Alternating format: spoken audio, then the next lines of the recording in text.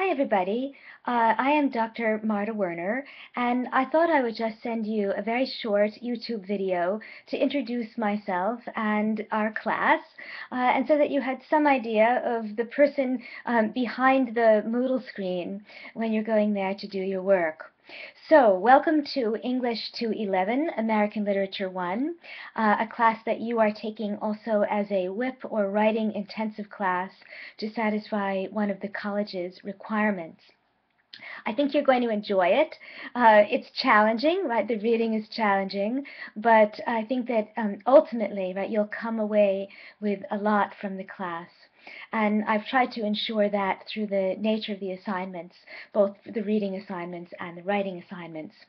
So you obviously found your way to the Moodle site, but let me just take a moment to point out some rather important features of that site. Before you get into the week-by-week schedule, which is quite detailed and which tells you what is due every week in terms of reading and writing, there is one little section above that which gives you all kinds of information about the course. This is where you find the syllabus. It's where you find an overview of appointments. It's also where the news forum is, and the news forum is something that I will use very regularly, probably on a weekly basis, just to keep in contact with you, sort of tell you where we are and what we're doing. You'll also find some important notes on the technology you need for this class. Most of the technology is already just there for you through Moodle. But there is one thing that you need to do, and that is to download ARF Player. If you go to that link under Technology, you'll see that I've provided links so that you can do this download very easily.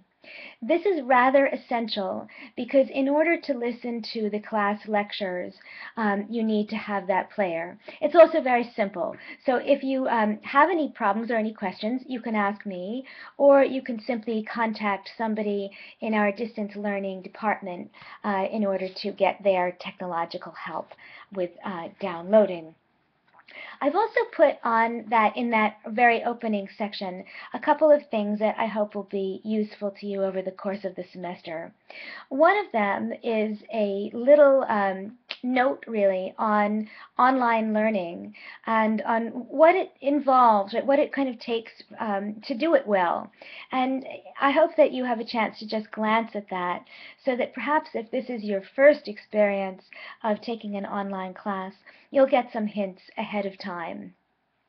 I've also listed there some student services that you may decide you want to take advantage of during the term. Obviously, most importantly, might be the Learning Center, right, where you can get help with tutoring, especially for your writing. And there's also, I believe, a link to the library where you might want to go, at least virtually, if not actually. I've also listed a couple of websites that are very, very helpful for students of American literature. Great places to go to get some basic introductory information, as well as a more in-depth look at some particular works. So our class is really focused on the early part of American literature, and starting in the 18th century, the late 18th century, and moving through the 19th century until the period just after the Civil War. This is a little bit of an arbitrary start place. Certainly we could have started in the 17th century with the Puritan migration, or we could have started even still earlier with the literatures of Native Americans or American Indian literature. There's a lot of that, and in many ways I regret having to start later along the trajectory of American literature. But given that we only have a semester to deal with a lot, I did choose to do that, and I hope that the literature will be more accessible to you as a result.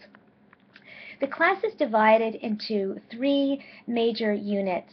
The first one is called The Spirit of Place, and most of our readings there will sort of establish what American literature is, or what does that term mean, right? What is America? What is American literature? The second major unit is a unit on racial, political, and social divisions within this America. And I think you'll find that one especially interesting. And then finally, at the end of the class, we will look at the poetics of American literature. My focus is generally on canonical figures, people like Edgar Allan Poe, Nathaniel Hawthorne, Herman Melville, Frederick Douglass, Walt Whitman, Emily Dickinson, Ralph Waldo Emerson, and H.D. Thoreau. I say canonical because perhaps you know what that term means already, but that means that authors who have come down to us through the tradition, who have survived across a couple of centuries. That doesn't mean, though, right, that we're covering everybody. We're leaving out many, many, many more people than we could possibly cover in a semester. But I hope, right, that we're also getting some of the highlights here. The course is also going to take a look at several different genres, right, or types of literature. Certainly the short story, the allegory, the tale, right, the autobiography, poetry, and the essay. So there's a variety, not only in terms of authorial voices, but also in terms of the forms that they use. So if you don't like one genre, right, you'll probably find that you like another one. There are two major assignments for this class. One of them is an ongoing assignment, and the other one is a kind of a cumulative assignment at the end of the course. And both of these assignments are really designed to immerse us in the reading, but they're also designed to give you a chance to follow a path and create a path through the readings that is uniquely your own. A map, you might think of this as a kind of map of where you have been and where you're going. Okay, so what are these two assignments? They are essentially a reading blog and a final portfolio. And as you start to think about the reading blogs are due almost every 2 weeks, right? And when you, or it depends, sometimes every week, sometimes every 2 weeks, depending on the reading schedule. And a reading blog can take many, many different forms. Right? You are probably familiar with the genre of the blog to some extent, and if you are, you realize what a very flexible sort of genre that is. I do have, though, some guidelines that I would like you to follow when you are working on these blogs. And I've made those very clear in the overview of assignments and grading rubrics. And so it would be wonderful if you could look at those very, very carefully. I'll just read the instructions here so that at least you've heard them once, and then you can go back and look at a greater length yourself. A reading blog is a thoughtful response to assigned materials. To earn a C, you must type at least 200 words, that's about a half a page, for each blog. To earn an A or a B, the blog must be at least 400 words, approximately 1 page, double-spaced. Blogs that are mere summaries will not receive any higher grade than a C, even if they're longer. To make a B or an A, consider one of the following suggestions, the suggestions are below, or respond to one of the discussion questions on the week's reading. Reading blogs are always due on Fridays at noon every week, and over the course of the semester, you must complete 13 out of the 14 possible blogs. Each blog will be graded on a 10-point scale, and together the blogs will comprise 50% of your grade. So a significant part of your grade, right, is going to be your attention to the reading and your responses to the reading. So here are some suggestions I have for you when you start to approach the blog. Keep a running blog of the questions that occur to you as you're reading. Keep a list of the characters and key information about each character. Then choose one or more of the characters and discuss something that interested you about him or her, or discuss why the author presented the character in that particular way. Keep a list of images or a list of occurrences of a particular image and speculate on why the author used those images. Write about anything that interested or moved you. Complete the blanks in the following sentence. While reading blank, I was struck by blank, or I was surprised by blank, or I was confused by blank. Write down the work's most insistent and important questions. What is it asking? Are the questions still relevant to us? Reflect on your reading experience. Study your habits as a reader and explore how they influence your reading of the text. Where are you when you're reading? Describe the space. What do you see? What do you hear while you're reading? What are the conditions of your reading? Are you reading late at night? Are you reading early in the morning, in the afternoon, during a storm? How do these conditions affect your reading? What thoughts, random thoughts, questions, connections, associations occur while you read? How long do you read before you're interrupted? I'm going to encourage you to reach your own conclusions about the works that we're going to read together this term. But I'm also going to encourage you to do that in an informed way. And one way of being informed is to take advantage of all of the materials that are on the Moodle site, both my lectures and also the links to external sites. And as you are moving through the course, it might be helpful for you to have in mind the following recurring ideas and images. 1. Right, the mind-body relationship in American literature. 2. Gender relations in 18th and 19th century American literature. 3. The uncanny of the poetics of the house in the 18th and 19th century literature. The stranger or orphan in American literature. The place of letters and dead letters in American literature. The poetics of reading in American literature.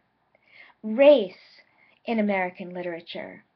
The representation of wounds in American literature. The place of nature in American literature. The figure of the poet or writer in American literature. And the dynamics of history and memory in American literature. There are, of course, many more possible large themes and questions and ideas to think about, but that should help you a little bit.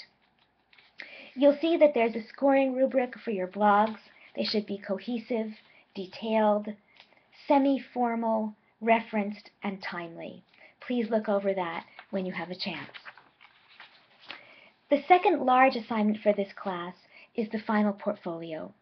And the final portfolio is, in fact, a revision of your reading blogs.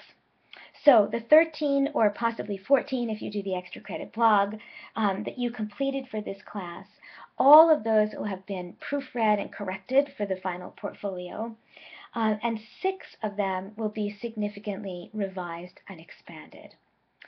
And that final portfolio will then also include one more piece, and that is a final reflective blog of about 2 to 3 pages that describes your experience of reading American literature and talks about the path that you have traced through it. All right, well, I hope that gives you some idea of how this course is going to work. But just another couple of notes before we call it a day or a YouTube video. Most importantly, this distance learning it's a great thing, and it can also be a challenging thing. What I don't want to happen is I don't want distance learning to become estranged learning. Right? We are all here, and although our presence may be virtual, it is nonetheless very, very real.